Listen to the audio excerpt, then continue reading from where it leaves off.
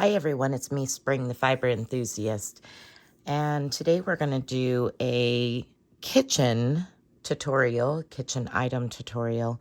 This is a Hotpad. Now you can use this particular stitch pattern. I'm going to give you the repeats. You can do this in a blanket, a scarf, a hat, a table runner. There's multiple things that you can use this for. But I wanted some hot pads, larger hot pads for the table. So I figured I would work some up. And then I got to thinking, well, maybe you might want a hot pad too. So you'll need a pair of scissors, of course, and a needle to sew in the ends when you get to that point. A crochet hook to match your yarn. The yarn that I used for this, I'll be using a little bit different main color. But I used Comfy Cotton, and this colorway is Spring Meadow, and that's for the center here. Now for just the outside trim, I used Premier Home Cotton, and I think, yeah, beige. This is beige. And again, just a crochet hook to match. If you crochet really tight, go up a hook or a hook and a half size. If you crochet really, really, really loose, you might want to drop down a hook size. But this is a very versatile stitch pattern repeat, and it is also reversible. It looks the same on both sides. So we're going to go ahead and get started. I'm going to start off with a slip knot on my hook in this main color here. And for this tutorial, I will be using some, I love this cotton. Mainly using cotton because I am going to be putting hot items on these hot pads. That's the whole purpose, right? I will be putting like hot pots and pans and stuff like that. So I want to use a cotton, preferably 100%. If you don't have 100%, you could get something that is at least 80% cotton would be good. So the first thing we're going to do is place a slip knot on our hook. You can do that however you feel most comfortable. And then you're going to chain 22. Your multiples are 4 plus 2.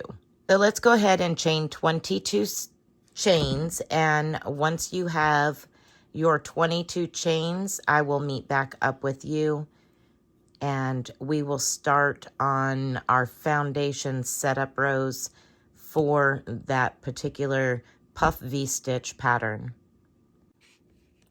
Okay, so I have my 22 chains. I will be skipping back to the third chain from the hook.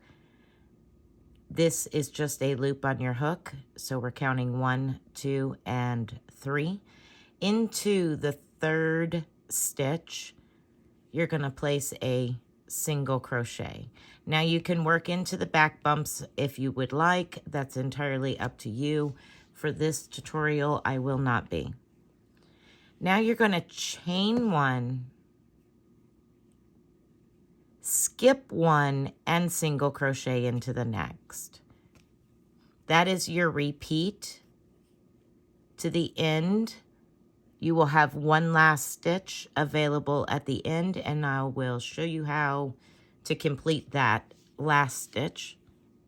So repeat, chain 1, skip 1, single crochet into the next. Chain 1, skip 1, single crochet into the next, and continue all the way to the last stitch.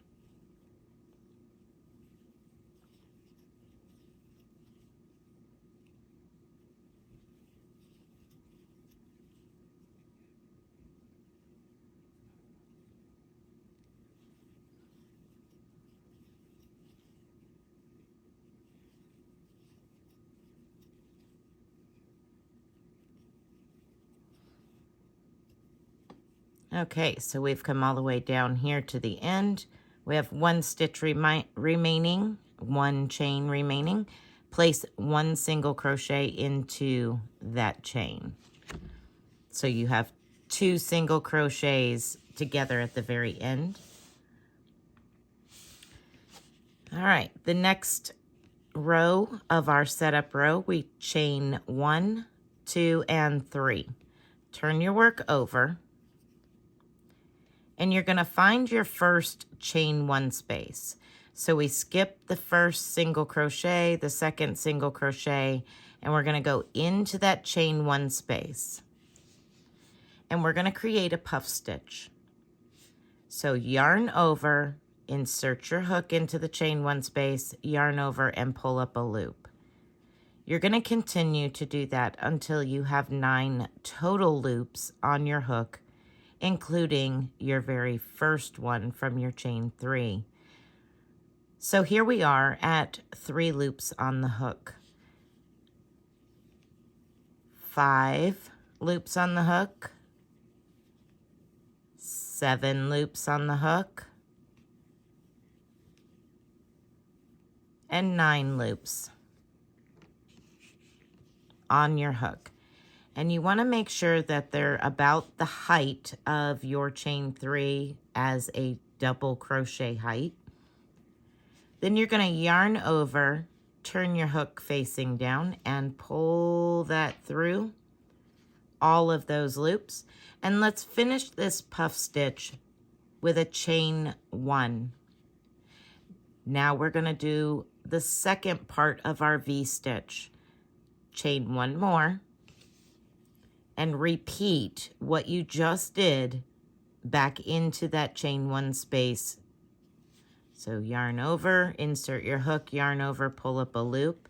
Make sure that you're about the same height as the previous puff stitch. So that's 3. And I hold my finger on all of these loops.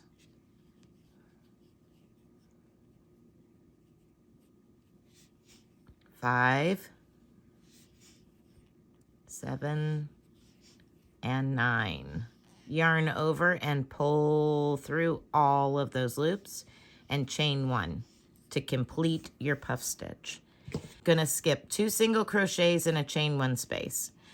You're gonna go into the following chain 1 space and do the exact same thing.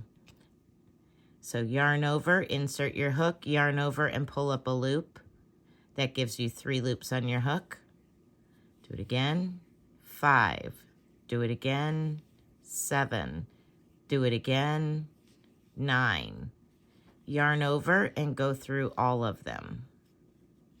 Yarn over and chain 1, and then chain 1 more, and we're going to place another puff stitch into that same chain 1 space. So there's 3, 5, 7, and 9. All right, we're going to skip our next single crochet, our next single crochet, our next chain 1 space, the following single crochet, and into the next chain 1 space here, you're going to do this puff V-stitch again. 3,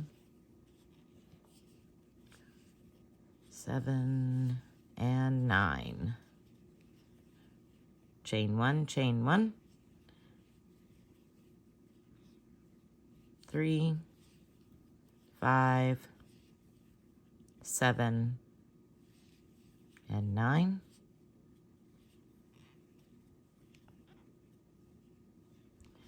And you're going to continue to repeat that. You should have a total of 5 puff V-stitches at the end. So I've got 2 more. And I'm going to come back and we'll finish this row together. All right, so now that you have reached the very last puff V-stitch and you're down here at the end, we have 1 stitch down here, 1 single crochet. Just place a double crochet into that stitch. chain 1, 2, 3, and turn your work. Now this is your repeat row. You will do this for the remainder of the pattern. We're going to place a puff V-stitch into the chain 1 space of the previous puff V-stitch. So you're just going to continue working puff V-stitches.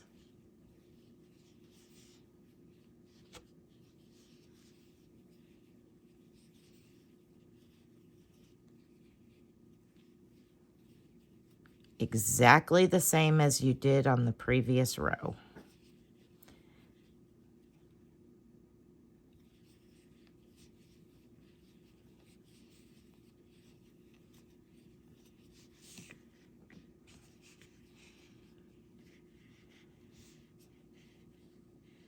Just like that. We're stacking these puff V stitches one on top of the other. I'll do one more with you, and then I'll come back once I've finished the row and show you how to complete the row.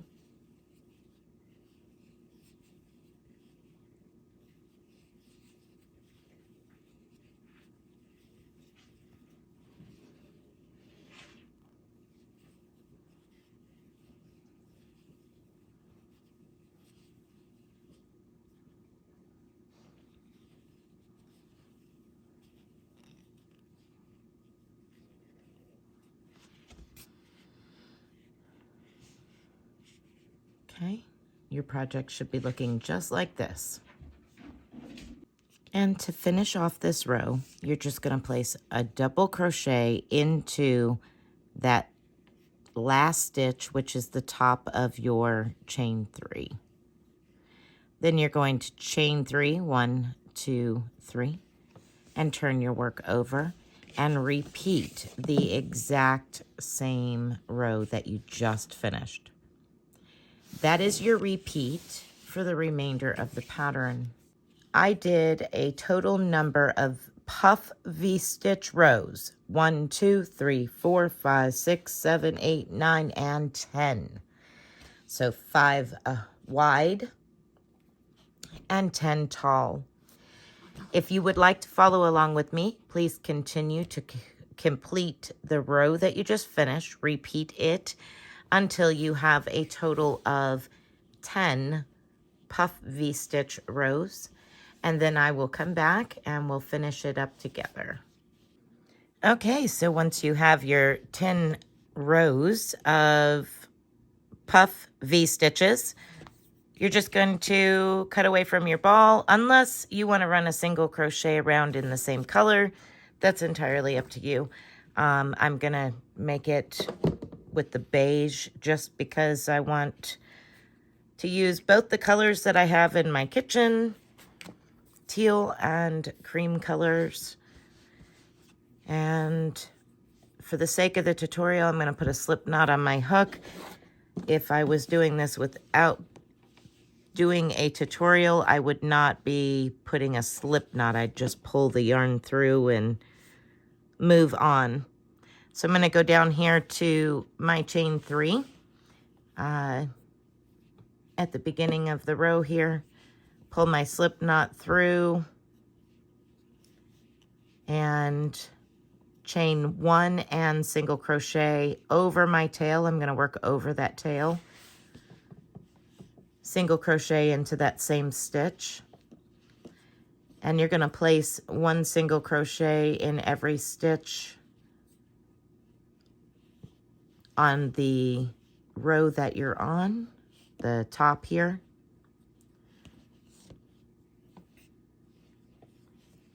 When I come to the chain 1 space, you can put it into the chain or around that chain.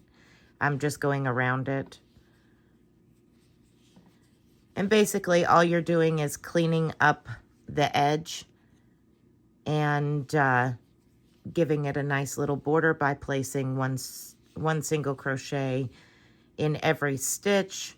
And then when you get to the sides, they're all double crochet. So you're going to place 2 single crochets for every double crochet. And once I get to the other end, I will show you what I mean. I'll show you how to turn the corner and where to place those single crochets. Just about there. Oops.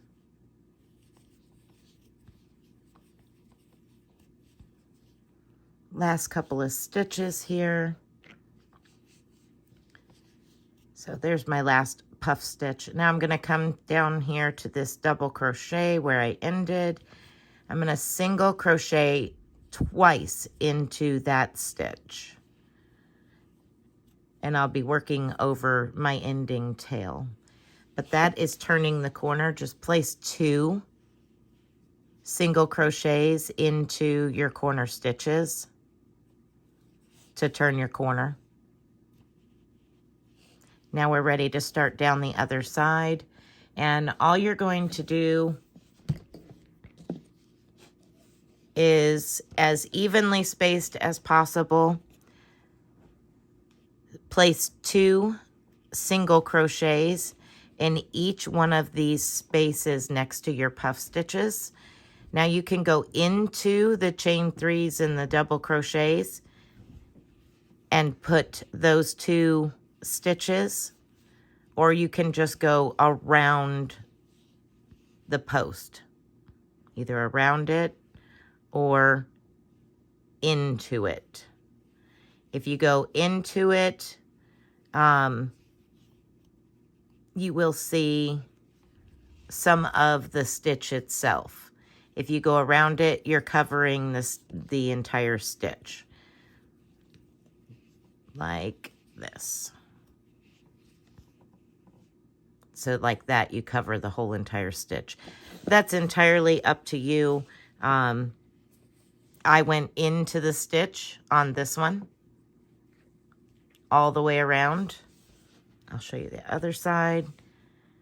You can see where I went into the stitch. And once you've made it all the way around with 1 single crochet all the way around, you'll slip stitch to your very first single crochet. But when you get to the end, remember you started with 1 single crochet, so you'll have to put a second single crochet. You're going to end all the way around by placing 1 single crochet into the same stitch as your very first single crochet. Then you will slip stitch to join, and then cut away from your working yarn and sew in your tail. And that is all there is to making this.